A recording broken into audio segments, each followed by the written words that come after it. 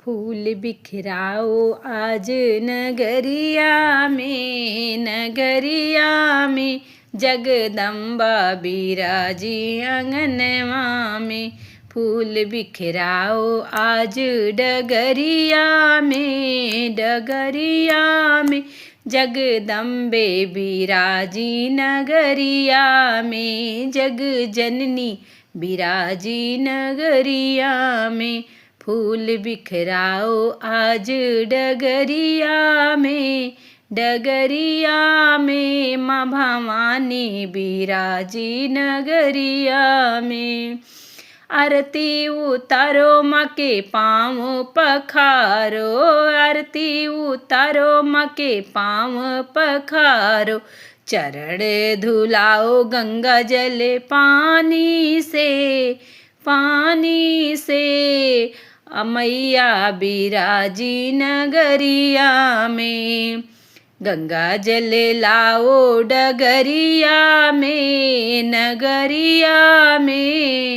पाँव पखारो डगरिया में, पाँव पखारो डगरिया में।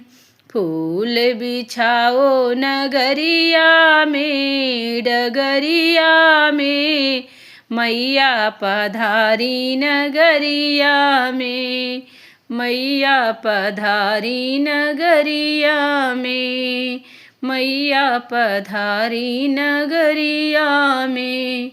ज्योत जलाओ माँ के दीप जलाओ, ज्योत जलाओ माँ के दीप जलाओ। शंख बजाओ ढोल तासे बजाओ, शंख बजाओ ढोल तासे बजाओ। जयकारा लगाओ नगरिया में मैया पधारी डगरिया में। जयकारा लगाओ नगरिया में मैया पधारी नगरिया में। फूल बिछाओ डगरिया में जगदम्बे पधारी नगरिया में, जगदम्बे पधारी नगरिया में। फूल बिछाओ डगरिया में